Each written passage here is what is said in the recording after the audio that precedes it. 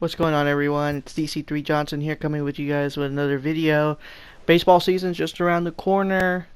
I believe right now spring trainings has already started. But I don't know about you guys, but I've been pretty much on it with baseball. Obviously with the whole news of the investigations going on, and I believe sometime this week the Red Sox investigation goes on. So I feel like the off season has been really, really short. Obviously the Dodgers with Mookie Betts, and speaking of Mookie Betts, literally. So I wanted to show you guys really quickly before we start the franchise mode. I did pick Miami to start off, but I wanted to show you guys what I did with the San Diego franchise.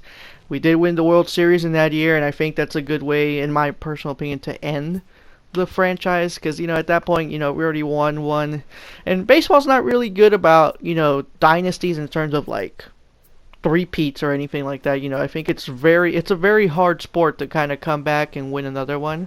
So I rather just leave it as it is. Definitely go with that. So first thing I always like to do when I start off a new franchise mode is I always like to look at the roster that I have, see what we can work with, see what we can not work with. So definitely in baseball, it's a little different in my personal opinion. Obviously contract extensions happening right before the regular season or spring training or training camp in the NBA. I think that's a little great. I mean, but I feel like it could also kind of backfire, because like some players could take offense that you haven't re-signed them, that you're kind of going to hold out. But I mean, I guess it works. So I do want to re-sign a couple of these guys. I do like Starlin Castro. I like Brian Anderson, partially because I've seen how his overall can go in the future. But I think right now the main important thing is focus on pitching. Defense, I think, is really important in baseball. More important than offense sometimes, because if you it's great if you can score runs, but if you can't hold the defense, then what's the point? Like, you can probably score 3 or 4 runs easy, but if the pitcher's letting 7 runs in, well, great, now you're now you're gonna lose the game no matter what. Like, you can try as hard as you can, but the other pitchers are gonna be better. So, oh my God, the salaries are absolutely horrible for Miami. Like, a third of my salary, forget Starlin Castro, a third of my salary is going to 2 players, and one of them is a 67 overall. No wonder they're in a tough situation. So, free agency, I did see a couple. Dallas Geico being one of those. Chase Whitley. I'm gonna sign those to contract. Those pitchers, because definitely we need to upgrade a little bit on our pitching end if we want to stand a chance. I don't think we will do as well. We might end up being like mid-table in the division, which I'd be okay with first season. And so see there, we already made the changes. We already added so Keiko 77. So the weakest guy is Trevor Richards at the moment in the pitching rotation. And those are our goals, which reach postseason by the end of year 3. That's not bad, actually. It's pretty realistic. So definitely the next thing I would tell you guys is work on sponsorship, because one thing that makes this game a lot different, a lot more fun, is the fact that the budget kind of determines, it's on you, kind of like how well the team does, and also how much money you're getting from your sponsors, because baseball doesn't really have a salary cap. So Miami, I believe the total budget once you start off, it's like, I think like 90 million. It's really, really small. Like, so if you want to in the future get really big stars, you're going to need to make the money. And so get that going.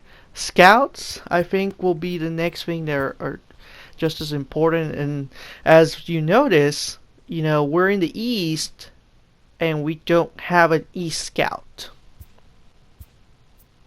So definitely going to change that, because why would we be paying 2 Central scouts and not have an East scout?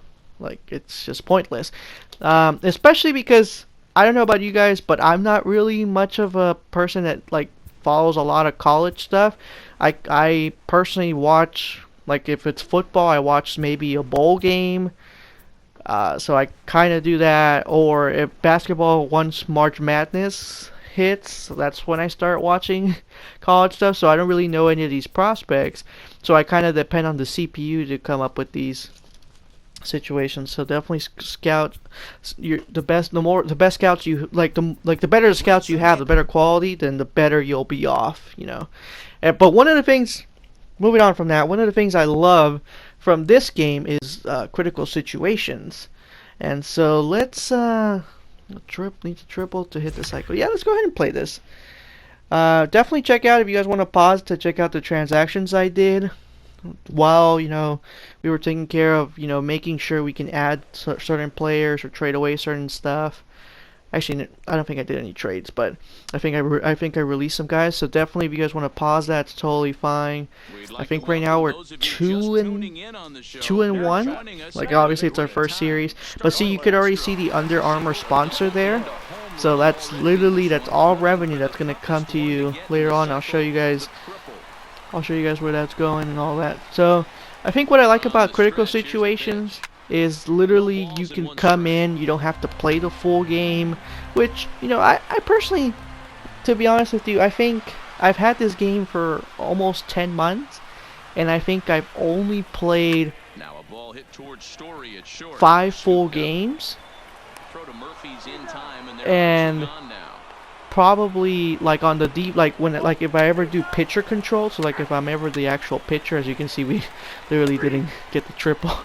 But if it's pitcher control, like you can play the 9 innings, but defense only, basically, or pitcher only, so you don't get to actually bat the top 9. So it's like I played half of a game, half of 9 innings, probably a couple more than like 10 times, but I'm not really most of the time. So coming into critical situations, I think that's personally great, because you can come in, you don't have to play the full game, but you can still kind of enjoy the graphics and how well the game plays, and maybe just play 2 or 3 innings, help your team win.